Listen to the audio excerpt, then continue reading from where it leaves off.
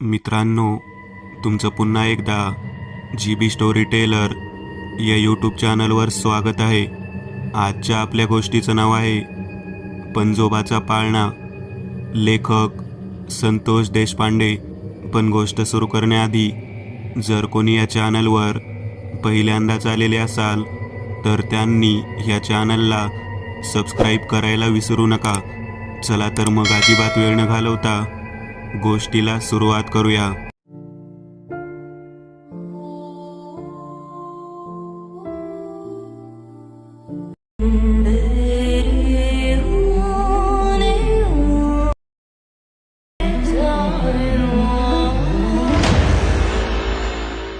तिसऱ्या मजल्यावरून जरी खाली फेकून दिला तरी तो पाळणा काही केल्या तुटला नाही. ते पाहून माझ्या मनाला खूप आश्चर्य वाटलं. गिरीश माझ्याकडे पाहत म्हणाला, तुला अक्कल आहे का? तू मूर्ख आहेस. ती आमच्या पूर्वजांची आठवण म्हणून घरात ठेवलेली आहे आणि तू चक्क वरून फेकून देत आहेस. तुला जर ती वापरायचंच नसेल तर मला सांग, मी परत वाड्यामध्ये ठेवून येतो. त्याचं माझ्यावरती संतापणं योग्यच होतं, परंतु तो पाळणा एका विशिष्ट पद्धतीने जखडलेला होता याची जाणीव गिरीशला अजिबात नव्हती. मी त्याला म्हणाले, अरे तुला समजतं का? मी एवढी जुन्या काळातील गोष्ट वाड्यातून या ठिकाणी घेऊन येते आणि त्यानंतर त्या गोष्टीला सजवते, धजवते, चांगल्या पद्धतीने त्याला रंग देते, कितीतरी चांगल्या पद्धतीने त्याचं जतन करते आणि अचानक मी त्याला फेकून देते. यामागचं कारण तरी काय आहे हे जाणून घे ना तू. लगेचच मला ओरडत आहेस. तेव्हा गिरीश माझ्याकडे पाहत म्हणाला, हे बघ नीता, तुला मी आत्ता सांगून ठेवतो, तुला तुझ्या आवडत्या ज्या काही गोष्टी आहेत त्या कशा वापरायच्या त्या तू वापर, परंतु माझ्या पूर्वजांची, माझ्या आईवडिलांची, माझ्या आजोबांची, पणजोबांची कोणतीही गोष्ट असू दे, त्या गोष्टीला तू या पद्धतीने फेकून देऊ शकत नाहीस. मग त्यामागे कोणतेही कारण असू दे. तुला मी जे काही सांगतो ते नीट लक्षात ठेवावे लागेल. मला जेव्हा गिरीश या भाषेत बोलला तेव्हा मला त्याला काय सांगावं तेच कळेना. मी विचार करत होते की आपण याला कसं सांगायचं की तो पाळणा एका विशिष्ट पद्धतीने जखडलेला आहे. तरीसुद्धा गिरीश माझ्यावरती प्रचंड रागाला गेल्यामुळे त्याला जसं वाटेल तसं तो बोलत होता. त्याने माझ्या मौल्यवान वस्तू खिडकीतून, गॅलरीतून बाहेर फेकून दिल्या. मी त्याच्याकडे पाहत म्हणाले, अरे गिरीश, या गोष्टीचा काय उपयोग आहे? तेव्हा गिरीश म्हणाला, स्वतःची आवडती गोष्ट जेव्हा बाहेर फेकून दिली जाते तेव्हा कसं होतं तेच तुला जाणीव करून द्यायचं आहे.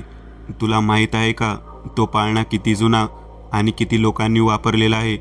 तब्बल आमच्या घराण्यातील 70 ते 80 लहान बालक त्या पाळण्यामध्ये झोपलेले आहेत. अंगाई गीत ऐकत त्यांनी आपलं बालपण घालवलेलं आहे आणि तू चक्क त्या पाळण्याला आडगळीतली वस्तू समजून फेकून देत आहेस. मी गिरीशला म्हणाले, गिरीश, सर्वात पहिली गोष्ट म्हणजे तू माझं म्हणणं नीट ऐकून घे. मी जे काही सांगत आहे ते तू स्पष्ट पद्धतीने ऐक आणि नंतर माझ्यावरती ब्लेम कर. मला काय बोलायचे ते बोल. गिरीश ऐकून घेण्याच्या मनस्थितीत नव्हता. तो तडकाफडकी लिफ्टने खाली गेला आणि फेकून दिलेला तो पाळणा त्याने आपल्यासोबत परत वरती आणला. मी त्या पाळण्याकडे पाहत होते. मी त्याला म्हणाले, गिरीश, मी तुझ्या पुढे हात जोडते. काहीही झालं तरी हा पाळणा तू तुझ्या वाड्यामध्ये ठेवून ये, परंतु या ठिकाणी अजिबात ठेवू नको. गिरीश मला म्हणाला, हेच तू मला अगोदर सांगितलं असतं तर बरं झालं असतं. आपल्या घरामध्ये तुझी बहीण आहे, ती बाळंतीण झालेली आहे. शहरातलं ठिकाण आहे म्हणून या ठिकाणी तिला हॉस्पिटलमध्ये आपण ठेवलं आणि तुझ्या बहिणीसाठी म्हणून, तिच्या बाळासाठी म्हणून कुठे नवीन पाळणा विकत आणायचा या उद्देशाने मी माझ्या पूर्वजांचा पाळणा वाड्यातून या ठिकाणी घेऊन आलो. खर्च नको या उद्देशाने मी हे सर्व काही केलं, परंतु तू याचा वेगळाच अर्थ घेतला. तुला वाटत होतं नवीन काहीतरी घेऊन यावं, नवीन पाळणा आणावा. तेव्हा मी गिरीशकडे पाहत म्हणाले, मुळात तो विषय नाहीच.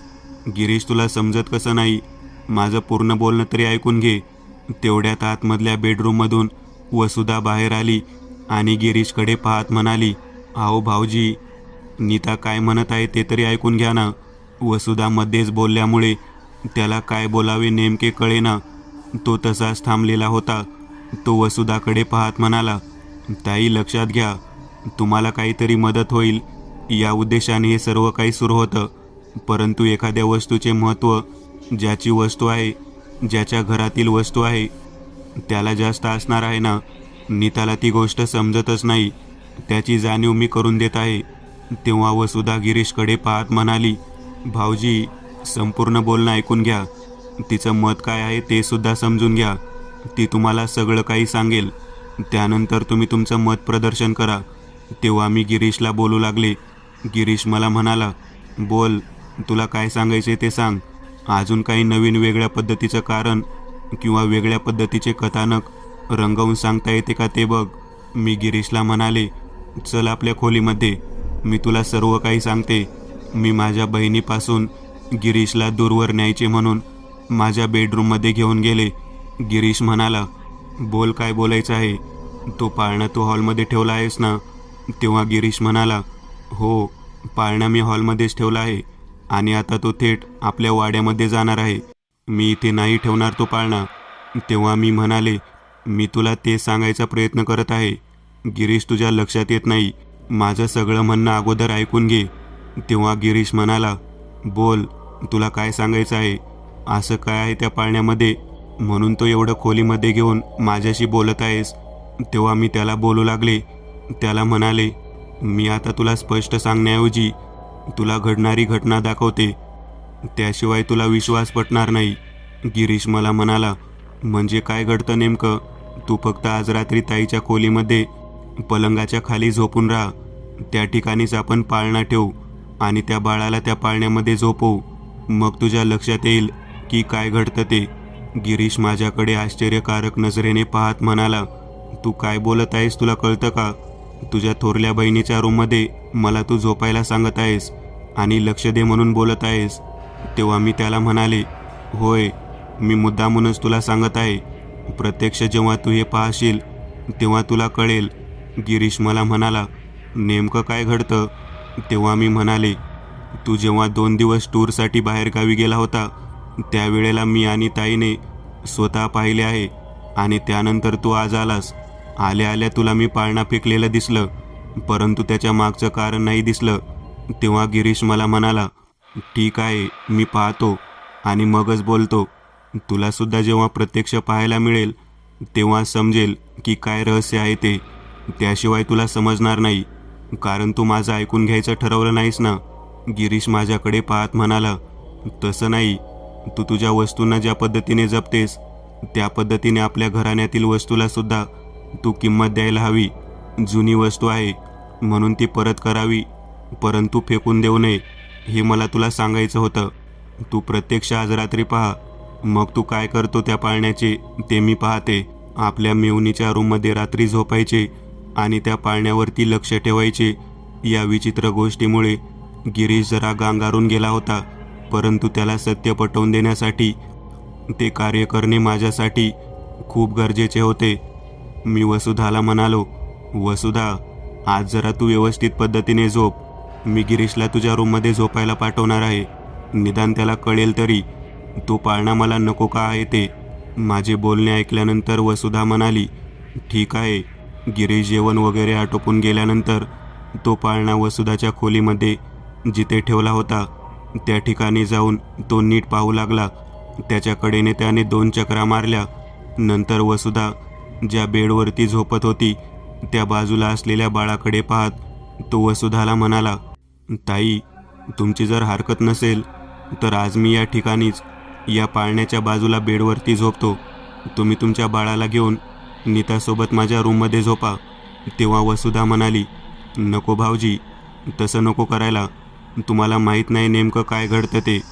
तुम्ही एकटे नका थांबू या ठिकाणी. अचानक वसुधाचे बोलणे ऐकल्यानंतर गिरीशला समजेना की काय करावे. तरीसुद्धा तो वसुधाकडे पाहत म्हणाला, तुम्ही माझे ऐका, मी या ठिकाणी थांबतो. तेव्हा वसुधा माझ्याकडे आली आणि मला म्हणाली, नीता, भाऊजी काही केले ऐकायलाच तयार नाही. ते एकटेच त्या ठिकाणी थांबतो म्हणत आहेत. तेव्हा आम्ही गिरीशकडे गेलो आणि त्याला म्हणालो, तुला जेवढं सांगितलं आहे तेवढं कर ना. तू पलंगाखाली झोपून राहा. तू बाकी तुझं डोकं चालवू नकोस, अन्यथा जी गोष्ट पाहायची आहे ते पाहायला मिळणार नाही. माझे बोलणे ऐकल्यानंतर गिरीशने होकार दर्शवला आणि तो थेट पलंगाच्या खाली चटई टाकून झोपण्यासाठी गेला. चटई अंथरून झाली. वसुधाने दरवाजा आतमधून लावला. मी मात्र माझ्या बेडरूममध्ये तसेच झोपून होते. बराच वेळ गेला. बरोबर पहाटे 3ला 5 मिनिट कमी असताना गिरीशच्या ओरडण्याचा आवाज येऊ लागला. गिरीशचा ओरडण्याचा आवाज ऐकू येऊ लागला. वसुधा सुद्धा मोठमोठ्याने ओरडत होती. नेमका काय प्रकार चालू आहे ते कळत नव्हते. मी घाबरून दरवाजाच्या दिशेने गेले तेव्हा वसुधाने कसाबसा दरवाजा उघडला आणि ती बाहेर पळत आली. तिच्या पाठोपाठ गिरीश बाहेर येईल असे मला वाटले. तेव्हा मी खाली पाहिले तर पलंगाच्या खाली गिरीशला अर्ध बाहेर आलेलं पाहिलं. कोणीतरी त्याचा पाय गच्च पकडून आतमध्ये फरफटत ओढत आहे असे मला जाणवू लागले. मी ते दृश्य पाहिले आणि मी हादरले. मी इतके दिवस जे काही पाहत होते त्याच्याही पेक्षा अतिशय भयानक पद्धतीचं हे दृश्य होतं. वसुधा मला म्हणाली, दरवाजा बंद कर, दरवाजा बंद कर. अगं तुझं बाळ मनू कुठे आहे? मनूला घ्यायला नको का? तेव्हा वसुधा पाळण्याकडे बोट दाखवत आपला श्वास खालीवर करत मागच्या दिशेने मला खेचत म्हणाली, मागच्या दिशेने मला खेचत म्हणाली, माझ्या बाळाला पाळण्यामध्ये बसवलेलं आहे. माझं बाळ माझं राहिलेलं नाही. त्याच्या शरीरात कोणीतरी व्यक्ती आहे. तीच व्यक्ती विकट पद्धतीने हास्य करत आहे. ती गिरीशशी बोलत होती. गिरीशने ऐकलं नाही म्हटल्यावर पलंगाच्या खाली त्याला खेचत आहे. मी चांगलीच घाबरले. मी वसुधाला म्हणाले, मी म्हणत होते ना तो पाळणा घरात ठेवायला नको. तरीसुद्धा गिरीशने ऐकले नाही. मी जाते आणि मनूला घेऊन येते. तेव्हा वसुधा म्हणाली, नको, थोडा वेळ जाऊ दे, मला भीती वाटते. मी मनूला घेण्याचा प्रयत्न केला होता. त्याला जवळ झोपवण्याचा प्रयत्न केला, परंतु त्याने माझ्या छातीला जोराचा चावा घेतला आहे. हे बघ, म्हणून मला वसुधा दाखवत होती. मी दरवाजा बंद करण्याच्या दृष्टिकोनातून ओढायला सुरुवात केली. तेवढ्यात गिरीशला जोरात दरवाजाच्या दिशेने कोणीतरी पालथं पडलेल्या अवस्थेतच ढकलून दिलं. गिरीश प्रचंड घाबरलेला होता. त्याने दरवाजा उघडला आणि तो थेट माझ्याजवळ येऊन तेथून खालच्या दिशेने हाताला धरून जोरात पळ म्हणून सांगू लागला.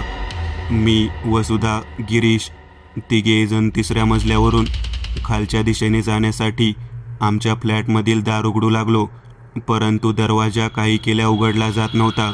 हॉलमध्येच आम्ही तिघेजण घाबरून एकमेकाला घट्ट मिठी मारून कोपऱ्यात लपून बसलो. एक विचित्र पद्धतीचं ते दृश्य पाहून गिरीश घाबरला होता. मी गिरीशला म्हणाले, गिरीश, आपण देवघराकडे जायचं का? आम्ही देवघराच्या दिशेने जाण्यासाठी सरकू लागलो. तोच स्वयंपाकघराच्या बाजूला असलेल्या देवघराचा दरवाजा बंद झालेला दिसला.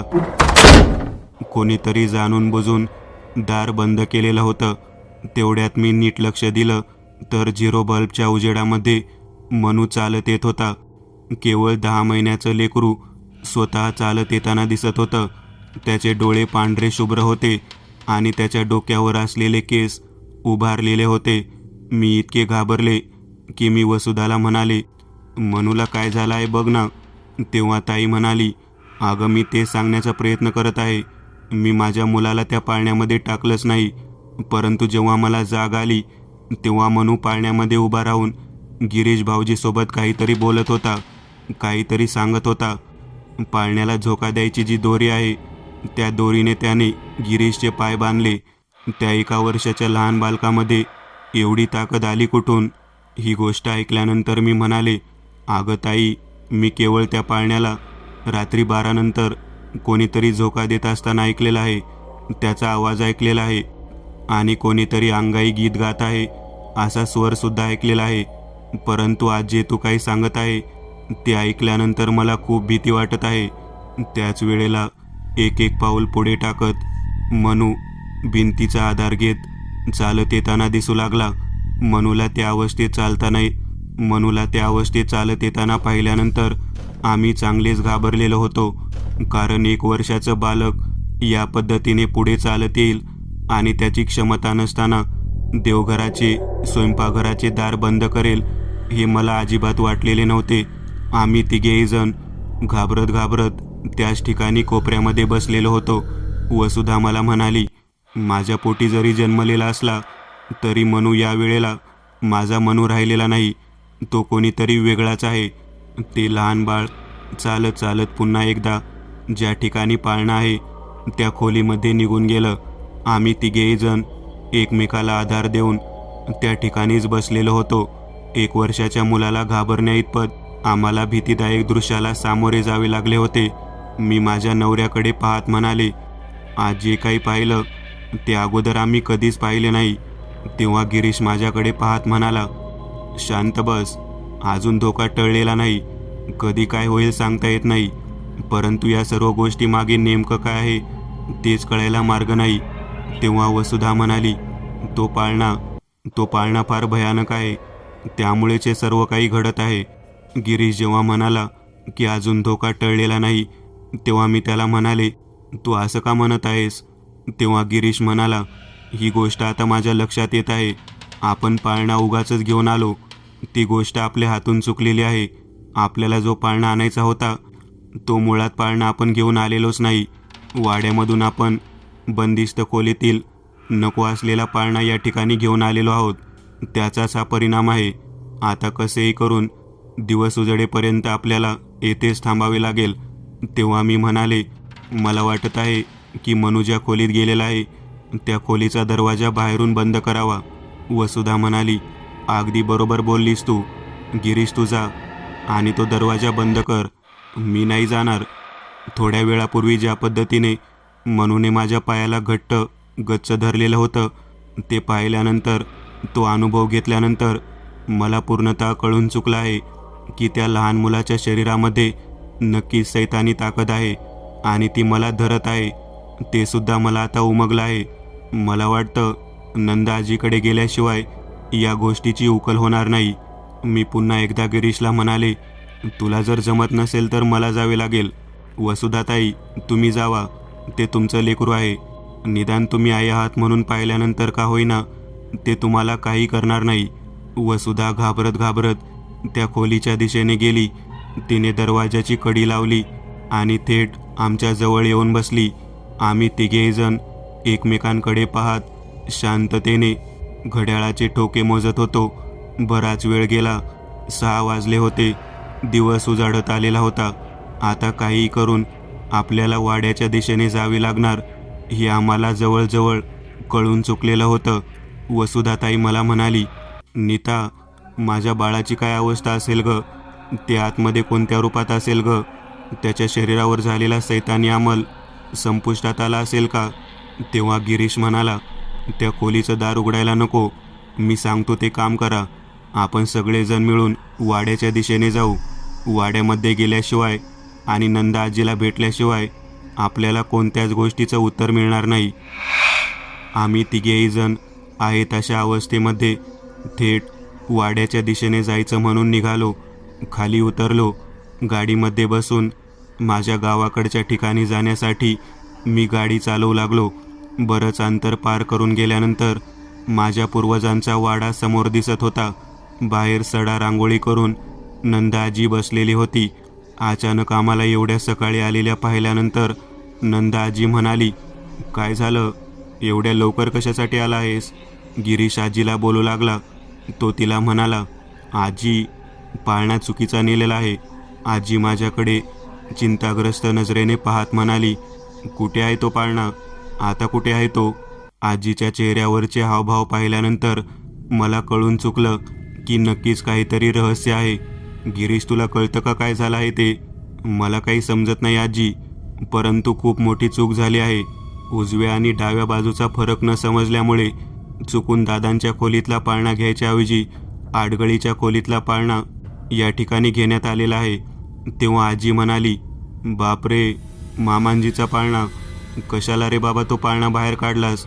नको त्या गोष्टीला आमंत्रण दिलं ना तू? काय घडलं का? तेव्हा मी आजीला बोलू लागले. आजी मला म्हणाली, सुनबाई, काय घडलं सांग. तेव्हा वसुधा म्हणाली, मी सांगते. तो पाळणा जेव्हा घरामध्ये आणला तेव्हा रात्रीच्या वेळेला कोणतरी बाई अंगाई गीत म्हणत आहे असा आवाज आम्हाला ऐकू यायचा आणि पाळणा मोकळा असतानाच आपोआप हालायचा. एकदा तर कहरच झाला. तो पाळणा आपोआप हालत होता आणि बाळ रडलेला सुद्धा त्यातून आवाज ऐकू येत होता. हे सर्व दृश्य मी पाहिल्यानंतर घाबरून माझ्या मुलाला घेऊन मी नीताच्या खोलीमध्ये आले. मी तिला ही गोष्ट सांगितली तेव्हा ती माझ्यासोबत त्या खोलीमध्ये झोपण्यासाठी आली. मध्यरात्रीनंतर पुन्हा ते दृश्य जेव्हा आम्ही दोघींनी पाहिले तेव्हा मात्र आम्ही दोघेही घाबरून गेलो. भाऊजी घरी नव्हते. जेव्हा भाऊजी घरी आले तेव्हा हा पाळणा नीताने 3ऱ्या मजल्यावरून गॅलरीतून खाली फेकून दिला. भाऊजींना ते आवडलं नाही. मग आम्ही स्वतः भाऊजींना त्या गोष्टीचा, त्या घटनेचा आढावा घेण्यासाठी त्या खोलीमध्ये थांबायला सांगितले. परंतु आज खूपच वेगळी गोष्ट घडली. तेव्हा नंदा आजी म्हणाली, तुझं लेकरू कुठं आहे पोरी? आता मात्र काय उत्तर द्यावे ते कळेना.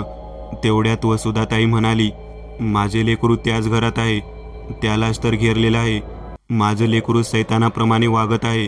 त्याचे डोळे, त्याचे हावभाव, त्याचं बोलणं, वागणं सगळं काही बदललेलं आहे. तेव्हा नंदा आजी म्हणाली, मामांजी परत आले. ज्या वस्तूला आपण हात लावायला नको होता ती वस्तू तुम्ही घेऊन गेलात आणि नको त्या गोष्टीला आमंत्रण दिलं. पोरा तुला माहीत नाही का ती किती भयानक गोष्ट आहे? तेव्हा गिरीश म्हणाला, अगं आजी, मला याबाबतीत जास्त माहिती नाही ग. मला कधी तू लहानपणी फक्त सांगितलेलं आठवतं की वाड्यातल्या त्या खोलीच्या आजूबाजूला सुद्धा फिरकायचं नाही. परंतु त्या दिवशी जेव्हा मी पाळणा न्यायला आलो तू मंदिरामध्ये गेली होतीस. मला जायची घाई होती म्हणून मी उजव्या का डाव्या या फंद्यामध्ये पडत न बसता सरळ त्या खोलीचे कुलूप उघडले आणि आत प्रवेश केला आणि मला तो पाळणा अतिशय सुंदर पद्धतीने चांगल्या अवस्थेत आहे असा दिसला म्हणून मी तो पाळणा घेतला ग. तेव्हा आजी म्हणाली, अरे तो पाळणा किती दिवस आडगळी जरी ठेवला तरी तो चांगलाच राहतो. त्या पाळण्यामध्ये रोज अंगाईचा आवाज येतो, रोज बाळ रडलेला आवाज येतो. त्या पाळण्याला रोज स्वच्छ केलं जातं. तुला माहीत आहे का, तो पाळणा तुझ्या पंजोबाचा आहे. तुझा पंजोबा म्हणजे माझा सासरा, त्यांच्या आईचा तो आवाज आहे. आपल्या लेकराला शांततेने झोप लागावी म्हणून खास चंदनाच्या लाकडापासून तयार केलेला तो सुंदर पाळणा आहे.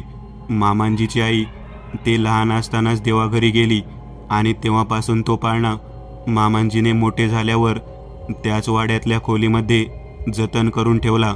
मामांजीवरती त्यांच्या आईचे एवढे प्रेम होते की त्यांच्या मृत्यूनंतर सुद्धा त्यांचा वावर त्या ठिकाणी दिसत होता. केवळ त्या खोलीपुरतं मर्यादित त्यांचं अस्तित्व होतं म्हणून आम्ही ती खोली कायमस्वरूपी बंद करून ठेवली होती. आम्ही घरातील बऱ्याच जणांना या पद्धतीचं घडणारं सत्र सांगितलं होतं. परंतु तुम्ही जसजसे मोठे होत गेला तसतसे या वाड्यापासून दुरावत गेला. त्यामुळे तुम्हाला पुढे या बाबतीमध्ये आम्ही जास्त काही खोलवर सांगितलं नाही आणि नको ती गोष्ट घडली बघ. तो आजीला म्हणाला, अगं आजी, आता या वसुधाताईच्या मुलाचं काय होणार? तेव्हा आजी म्हणाली, नको काळजी करू, मी तुला एक उपाय सांगते, तो उपाय कर. त्यानंतरच त्या मुलाच्या पाठीमागे लागलेला त्रास संपुष्टात येईल, नाहीतर वसुधाला ते मूल गमवावे लागेल. हे ऐकल्यानंतर वसुधा घाबरली. ती म्हणाली, नाही आजी, नाही, माझ्या लेकराला काही होता कामा नये. पोरी, मी सांगते ते कर. आणि आजी त्या खोलीच्या दिशेने वसुधाला घेऊन गेली. मी स्वतः आणि गिरीश आम्ही दोघेजण वसुधाताई ज्या दिशेने जात आहे ते पाहत होतो. आजीने वसुधाताईला त्या खोलीच्या दिशेने नेले, कुलूप उघडले आणि बाहेर थांबायला सांगितले. आजी म्हणाली, मी तुला ही गोष्ट देते. ती गोष्ट दिल्यानंतरच तुझ्या पाठीमागचा सगळा त्रास संपुष्टात येईल. तुझं मूल तुला परत मिळेल. आजी असं बोलल्यानंतर गिरीशकडे पाहत म्हणाली, आत ये लेकरा, आत ये. गिरीश माझ्यासमोरच आजीच्या दिशेने गेला. गिरीशला आजी म्हणाली, हे बघ, मी वसुधाला एक गोष्ट देते. ती गोष्ट तिने घातल्यानंतर तिला ज्या ठिकाणी पाळणं आहे त्या खोलीमध्ये सोड. तिला तिचा मुलगा आई या अवस्थेत मिळणार नाही, परंतु तो तिला काहीही न करता तिच्यासोबत येईल. त्या लेकराला घेऊन या ठिकाणी ये. ते बाधित मूल या ठिकाणी आल्यानंतर या खोलीच्या आतमध्ये त्या दोघांना सोड आणि तू लगेचच तो पाळणा गाडीमध्ये घालून तिच्या मागोमाग या ठिकाणापर्यंत ये. आजीचं बोलणं ऐकल्यानंतर मला नेमकं काय चालू आहे ते कळत नव्हतं, परंतु लवकरात लवकर ती गोष्ट करणं गरजेचं होतं. आजी, तू सांगते त्या पद्धतीने मी सर्व काही करतो. म्हणून गिरीशने आजीला शब्द दिला. वसुधाताई तिला आजीने त्या खोलीच्या आतमध्ये एक इरकल साडी दिली. ती साडी घातली आणि आजी म्हणाली, जा आता, ज्या खोलीमध्ये तुझं मूल आहे त्या खोलीत जा. त्याला घेऊन थेट या ठिकाणी ये. नेमका काय प्रकार चालू आहे हे मला काहीच कळत नव्हतं. माझी बहीण वसुधा इरकल साडी घालून आमच्या समवेत पुन्हा एकदा आमच्या फ्लॅटवरती यायला तयार झालेली होती. तिला सोबत घेऊन मी, गिरीश आणि वसुधा तिघेजण फ्लॅटवरती येऊन पोहोचलो. दरवाजा उघडला आणि आत प्रवेश केला तेव्हा आतमध्ये खुळखुळ्याचा आवाज ऐकू येत होता आणि लहान बाळ बडबड करत आहे असा आवाज ऐकू येत होता. त्या खोलीच्या दिशेने आत केवळ वसुधेला जायचं होतं. आम्ही दोघेजण बाजूला थांबलो. स्वयंपाकघराजवळ जाऊन आम्ही दार उघडलं आणि आम्ही दोघे त्याच दरवाजाच्या आतमध्ये लपून बसलो. काही क्षणामध्ये वसुधा ती इरकल साडी घालून त्या बेडरूमचे दार उघडून आतमध्ये गेली. वसुधा आतमध्ये काय करत आहे ते आम्ही खिडकीतून पाहत होतो. तिने दार उघडले तेव्हा पाळण्यामध्ये उभारलेला मनू तिच्याकडे पाहून विचित्र पद्धतीने हसत होता.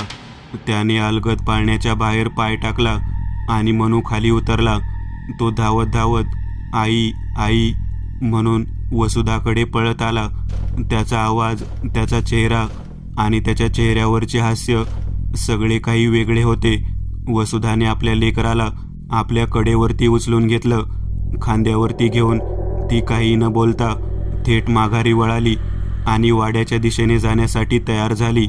वसुधाने मनूला आपल्या सोबत घेतलं आणि खाली रस्त्यावर जाऊन वाड्याच्या दिशेने प्रवासाला सुरुवात केली. मी वसुधाच्या सोबत त्या ठिकाणी जाऊन पोहोचलो. माझ्या पाठीमागे माझा नवरा गिरीश याने तो पाळणा लिफ्टमध्ये टाकला आणि गाडीमध्ये पाळणा घालून तो ताईच्या आणि माझ्या पाठीमागे हळूहळू येऊ लागला.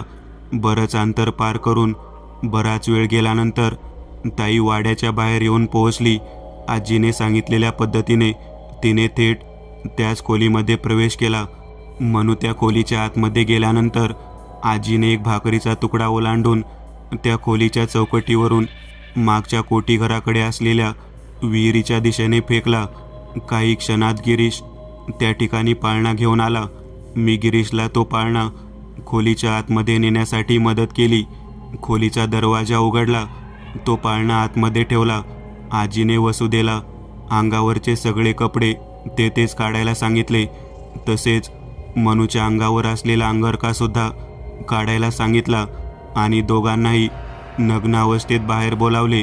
पुन्हा एकदा आपल्याजवळ असलेले एक लिंबू, सत्कर भाकर त्या दोघांच्या अंगावरून उतरवून त्या खोलीच्या आतमध्ये टाकली आणि खोलीचा दरवाजा बंद करून त्याला पुन्हा एकदा कुलूप लावलं. वसुधाला दुसरी साडी नेसायला दिली आणि आजी स्वतःचे पाय धुवून आमच्याबरोबर फ्लॅटवरती आली. हा सर्व प्रकार पाहिल्यानंतर आम्ही चांगलेच हादरलेलो होतो. मी आजीकडे पाहत म्हणाले, आजी काय केलं नेमकं तुम्ही? वसुधासुद्धा तोच प्रश्न विचारत होती. गिरीशला सुद्धा आजीच्या या गोष्टीचं आश्चर्य निर्माण झालेलं होतं. आजी म्हणाली, तुमची ही सुटका केली, पूर्वजांच्या तडाख्यातून तुमची सुटका केली. गिरीश म्हणाला, नेमकं काय केलं आजी तू? ताईला या पद्धतीने साडी नेसायला का लावलीस? ती कोणाची साडी होती? तेव्हा आजीने सांगितले, ती साडी मामांजींच्या आईची होती. त्या खोलीमध्ये मामांजीची आई आणि मामांजींचा प्रेतात्मा वास करतो. मामांजींच्या मृत्यूनंतर त्यांनी देह त्याच खोलीत सोडला. आपल्या आईवर असणारं प्रेम इतकं मोठं होतं की ते नेहमी त्या खोलीत वावरायचे. त्यांच्या आईचे भूत त्या खोलीमध्ये सतत अंगाई गीत गात असलेलं त्यांना ऐकू यायचं. मामांजीच्या मृत्यूनंतर तो पाळणा रात्रीतून हललेला आवाज यायचा, अंगाई गीत गायलेला आवाज यायचा. तेव्हापासूनच ती खोली आम्ही बंद करायला सुरुवात केली होती. आज जेव्हा मला कळालं की वसुधेच्या बाळाला ग्रासलेलं आहे तेव्हा मी ओळखलं की ते दुसरं तिसरं कोणी नसून तुझ्या पंजोबाचं भूत आहे. म्हणजे मामांजीच. त्यांना तो पाळणा इथून हलवलेला आवडलेला नाही, त्यामुळेच तो पाळणा त्या ठिकाणी गेल्यानंतर ते स्वतः पाळणा हलवत होते, त्यांच्या आईला बोलावत होते आणि त्याचाच आवाज तुम्हाला रात्रीतून ऐकू येत होता. जेव्हा मला ही गोष्ट समजली तेव्हा मी दुसरे काही केले नाही. मी केवळ त्यांच्या आईची ट्रंकमध्ये असलेली साडी वसुधीला नेसायला दिली आणि तिला पुन्हा एकदा तिच्या लेकरापुढे पाठवलं, ज्या लेकराला मामांजीने ग्रासलेलं होतं. स्वतःच्या आईची साडी पाहिल्यानंतर त्यांनी आपल्या आईच्या दिशेने धाव घेतली आणि आईसोबत मामांजीसुद्धा या ठिकाणी या खोलीमध्ये आले. त्यानंतर त्यांना आवश्यक असणारा तो पाळणा लेकरा तुला या ठिकाणी आणायला सांगितला आणि शेवटी तो पाळणा त्या ठिकाणी ठेवल्यानंतर लिंबू मीठ भाकर उतरवून टाकल्यानंतर वसुदेचं लेकरू या संपूर्ण चक्रातून बाहेर पडलं. हे सर्व ऐकल्यानंतर गिरीश आजीकडे पाहत म्हणाला, आजी, खरंच तू खूप मोठं काम केलं. मला तर त्या लहान बाळाची खूप काळजी लागून राहिली होती. ते बाळ जिवंत राहतं का नाही याबाबत माझ्या मनामध्ये नाही ते विचार येत होते. बिचारी वसुधाताई, तिने कसं सहन केलं असेल हे देवच जाणे. तेव्हा वसुधाताईने आजीच्या पाया पडल्या. मी सुद्धा आजीच्या पाया पडल्या. आजी म्हणाल्या, पूर्वजांची कोणतीही गोष्ट कधी हाताळत असताना घरातील वयोवृद्ध माणसांना विचारावं, त्यांचा सल्ला घ्यावा आणि मगच त्याला हात लावावा. आजही बऱ्याच ठिकाणी बऱ्याच घरांमध्ये अशा पद्धतीच्या बऱ्याच गोष्टी बाधित असलेल्या आहेत.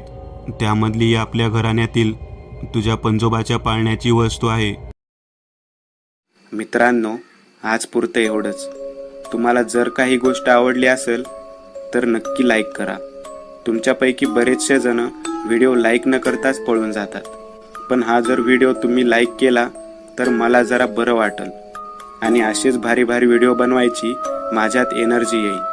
त्यामुळे नक्की लाईक करा. आणि अजूनही कोणी या चॅनलला सबस्क्राईब केलेलं नसाल तर लगेच सबस्क्राईब करून टाका. आणि बाजूची घंटी ती मात्र दाबायला विसरू नका. देवाची घंटी आहे ती. चला तर मग पुन्हा भेटूया अशीच एक आगळी वेगळी गोष्ट घेऊन पुढच्या